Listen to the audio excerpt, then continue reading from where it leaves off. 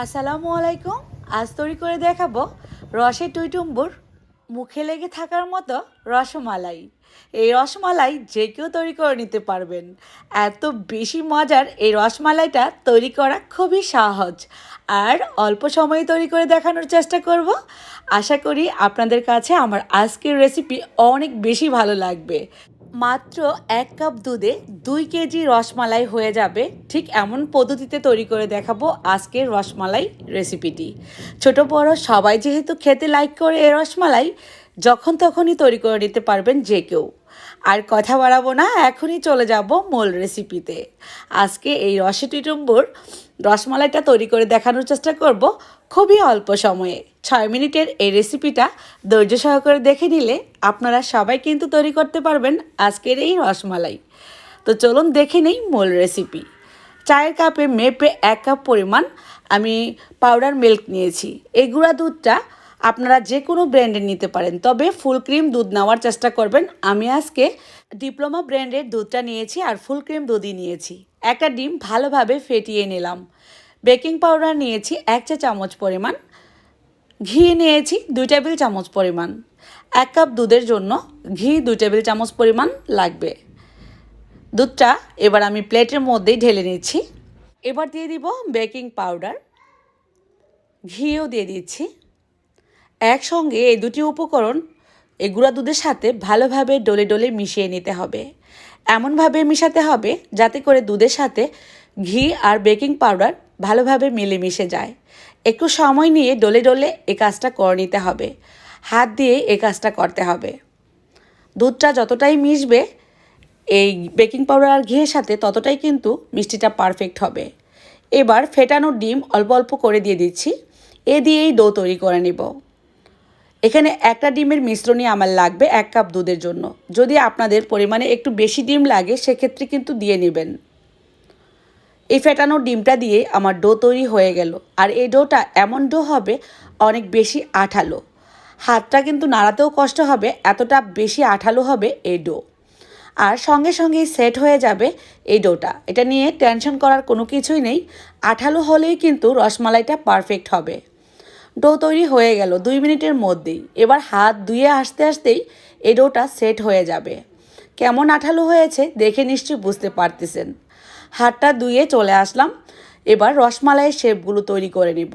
হাতে একটু ঘি মুছে তারপর ছোট ছোট লেচি কেটেই এই রসমালাইয়ের শেপগুলো বানাবো। দুটি হাতের তালুতে নিয়ে ছোট ছোট লেচির মতো করে এই রসমালাইয়ের শেপগুলো বানাতে থাকবো। চাইলে গোল অথবা লম্বা করেও বানাতে পারেন, আপনারা পছন্দ মতো বানিয়ে নিলেই হবে। রসমালাই শেপটা একটু লম্বা হলেই দেখতে ভালো লাগে। তো আকারে আমি ছোট সাইজই নিয়েছি। এটাই কিন্তু ফুলে ডাবল হয়ে যাবে। চাইলে আরও একটু ছোটও করতে পারেন। ছোট রসমালাই যারা পছন্দ করেন ছোট নেবেন, যারা একটু বড়টা খেতে লাইক করেন একটু বড় নেবেন। সবগুলো একইভাবে আমি শেপ তৈরি করে নিলাম। এবার ঝটপট তৈরি করে নিব। মাত্র লাগবে 4 থেকে 5 মিনিট এই রসমালাইটা তৈরি করতে। চলে যাব কিচেনে। 1 লিটার পরিমাণ দুধ নিয়ে নিচ্ছি একটা পাত্রে। এবার চুলার হিট মিডিয়াম রেখে অনবরত নেড়ে এই দুধটাকে জাল করে নেব। এই দুধটা গরুর দুধ নিতে পারেন, চাইলে কিন্তু এমনিতেও যে কোনো প্যাকেটের লিকুইড দুধ নিতে পারেন, তবে ফুল ক্রিম দুধ নেওয়ারই চেষ্টা করবেন। চিনি দিয়ে দিচ্ছি 1 কাপ পরিমাণ। চুলার হিট এই পর্যায়েও মিডিয়ামে আছে। দুধটা যাতে উতলে পড়ে না যায় সেদিকে খেয়াল রাখতে হবে। দুধটা বলক উঠে গেলেই এবার আমি দিয়ে দিচ্ছি রসমালাইয়ের শেপগুলো। দেওয়ার পর সঙ্গে সঙ্গেই ঢাকনা দিয়ে ঢেকে দিতে হবে।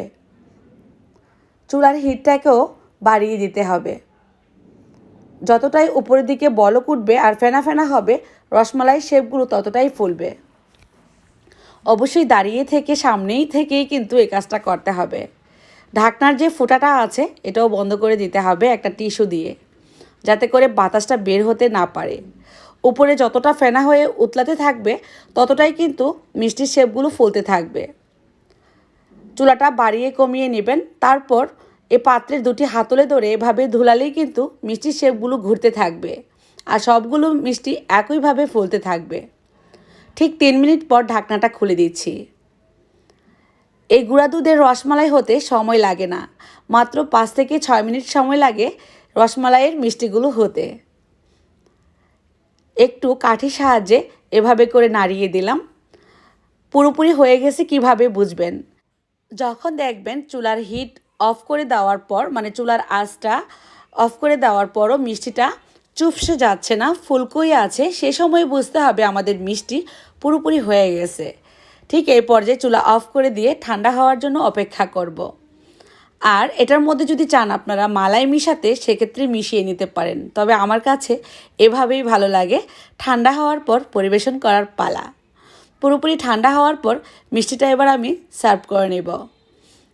কত বেশি সুন্দর হয়েছে আমার আজকের রসমালাই দেখে নিশ্চয়ই বোঝা যাচ্ছে। যেহেতু ফুল ক্রিম দুধ, এর মধ্যে মালাই মিশানোর কোনো প্রয়োজন নেই। তবে যারা খেতে চান মালাই মিশিয়ে, তারা কিন্তু ঘন দুধটা মিশিয়ে নিতে পারেন। রসমালাইটা অনেক ঘনই অনেকে খেতে লাইক করি আমরা, তবে আমার কাছে পাতলাটাই ভালো লাগে। আমি এভাবেই এটা আজকে পরিবেশন করব।